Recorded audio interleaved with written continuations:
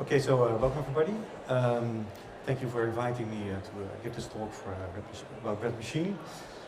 Same for me, it was a really nice party yesterday evening and quite late. And the good news is that the next party will start in a few hours. So I would like to tell you something about our experience with RadMachine, some background, why we bought the software, a bit about the process, and also I will highlight some modules that we are using now that we developed in collaboration with RadMachine, and I will give you some conclusions.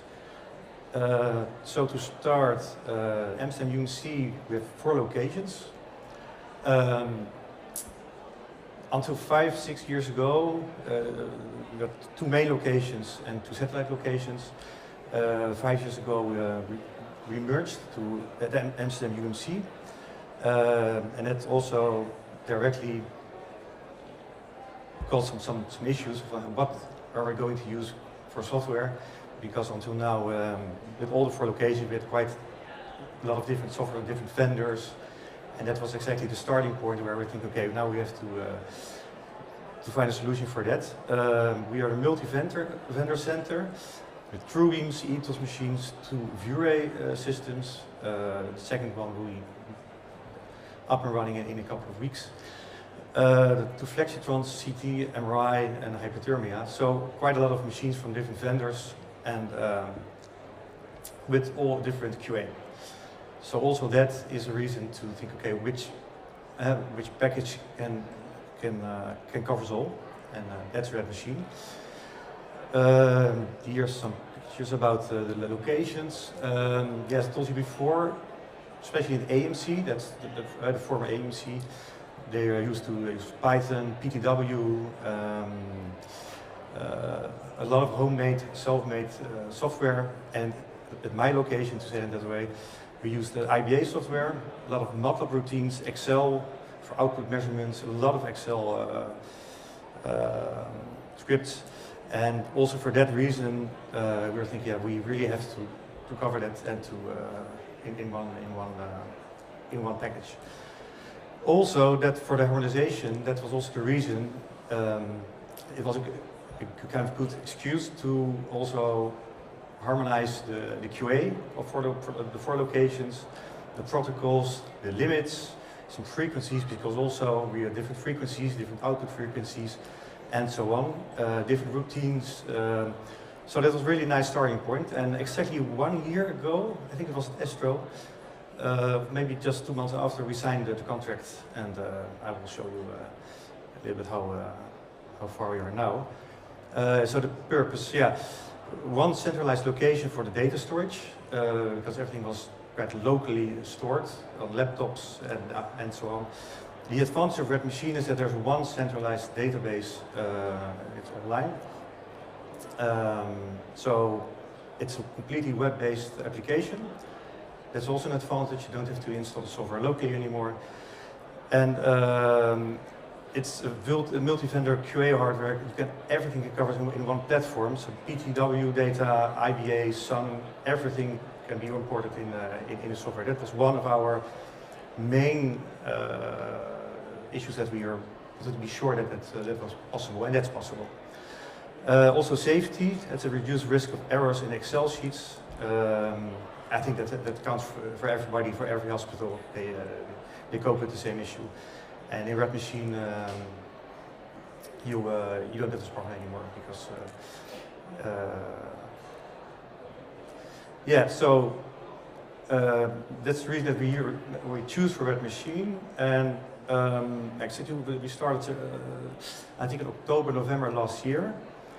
And for right now, we are quite a big team working on implementation.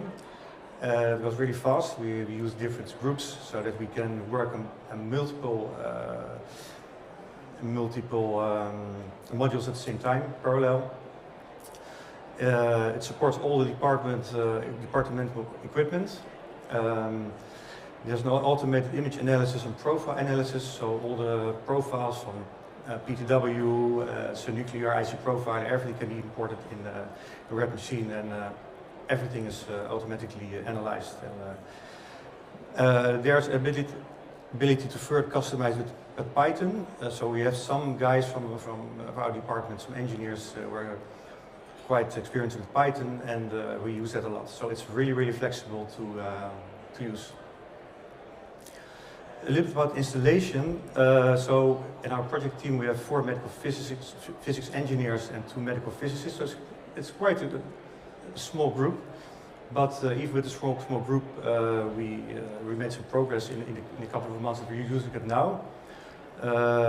That's approximately 1 full-time, 1 FTE during the implementation phase, and I expect when it's live, completely live, that will be a few hours a week maximum for the maintenance of the software. We started October 25, and last January the first modules were in use. We started with the MPC module that was plug and play. Just a couple of days before that was up and running. And I expect in the fall 26 that, so maybe October, November this year, that minimum 90% of all the modules will be implemented. That's my expectation. So the current status is like before, the machine performance check that was really plug and play. The scheduler, we were used to use that in MyQA, so we copy-pasted that in RadMachine. The output measurements, everything was Excel. That was a little bit more. That was a little bit more time because we had to also harmonize the frequencies, but also all the calibration factors. So that was a little bit more work, but that's finished now. So also for the Meridian systems, everything is on RadMachine. Profiles, MLC QA, that will be, I think, this summer. Just, that will be live. For the Meridian, I will come back to that later. We had some collaboration with RadMachine to develop some modules that were not in RadMachine yet. I will come back to that later. The QA and measurement devices also up and running, and the service logs. That's more our engineers who are developing that module. But what I heard from them is that it's also they use it now since I think 3-4 weeks. One of the custom modules is the winds and lets test. We developed that module together with RadMachine in the beginning of this year. We used to do that, the analysis with MATLAB, home-made MATLAB module. Yeah, so there are some disadvantages, of course, like we had to manual point the region of interest with the mouse, and we're typing all the results from the MATLAB into MyQA. And now with the module in RadMachine, there's a single click and upload analysis. Everything is automated. Also the analysis, you can see a pass or fail. That's automatically, even though when there's a pass, you don't get any. Everything is automatically now, and always an up-to-date analysis module. This is a small, yeah, I'm not sure that it's really clear, but yeah, okay. This is the module. I guess we were working now on a second version, if I remember. But this is the first version, and yeah, since one month I think we use this version now, and it works really well. So you have also some trend analysis. It's not in this picture, but you have also the trend analysis. For the Meridian QA, we used to use platform. In the Netherlands we have a platform, a central platform that everybody can send they develop their own QA. But now that was also a manual analysis with the ACR Phantom. We use the ACR Phantom like every site, I think. And I asked RadMachine to collaborate with us to develop a tool, a module. So that, I think 2 weeks ago they delivered that, and now currently we can upload automatically the. Not sure, is it a point? No. We can automatically upload all the ACR DICOM files into the module, and it's fully automated. The analysis spoke the number of spokes. Everything is automatically now. So the MLC QA, that's also another module with RadMachine, in RadMachine that we developed with them together, this one. That's about the picket fence test. That was also a MATLAB analysis that we did. We used it with MATLAB. Now in RadMachine, it's film-based. Of course, because no EPIT in the VUA system. The upper and lower banks are separately analyzed.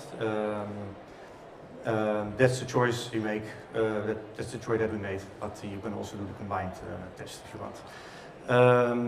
But I remember that one of the IT guys from RadMachine, he made this test quite flexible, so that you also can now import QA from TrueBeams, ETOS, everything can be imported in this module.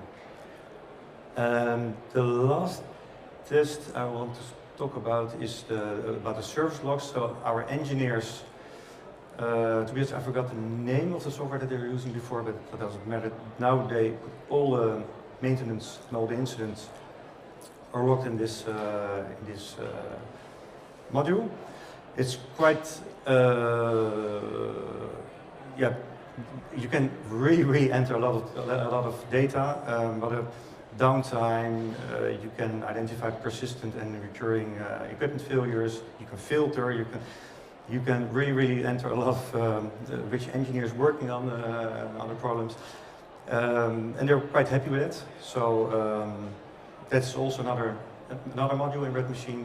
And so basically you have the image analysis, output measurements, you have service logs, you have fault logs, and as Amsterdam UMC we are using about, I think, 80% of the possibilities of the software.